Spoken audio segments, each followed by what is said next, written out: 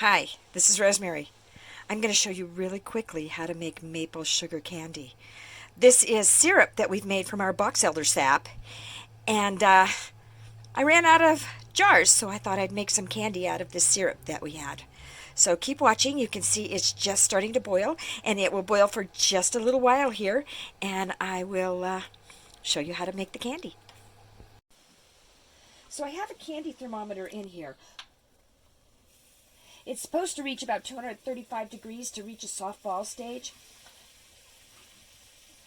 But I like to test the softball stage in water more than I trust the candy thermometer.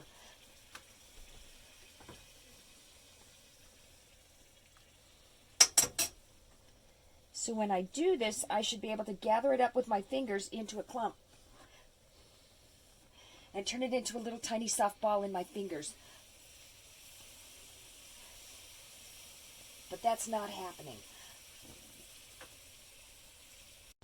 So I turned down the heat just a little bit so that it wouldn't keep boiling over like that.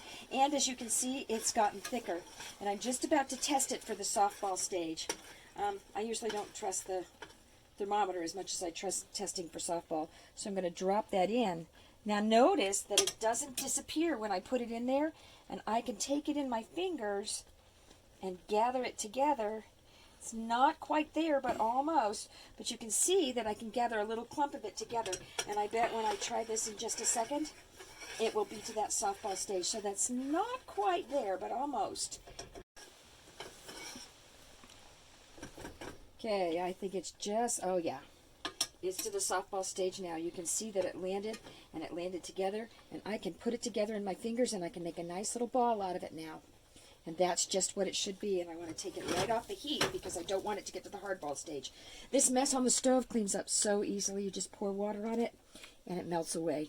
So now we wait for 5 minutes and let it sit. So it's still warm and runny, but now I'm going to beat this just to get some air into it, and it will turn a light color.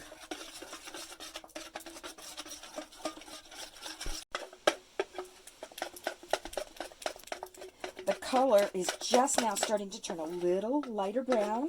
We've got a little bit of air in it. And I've got my molds right here, my candy molds right here. And we'll just pour these into the candy molds and let them set. And we'll be able to pop them out and have some really nice maple sugar candy made out of box elder. So I'll let you come back in just about, 30 minutes. And you can see the finished candy.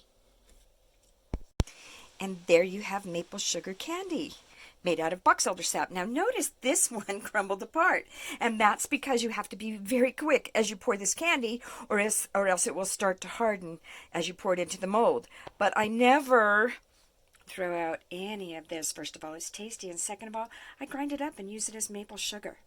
So thanks for watching, and have fun making maple sugar candy.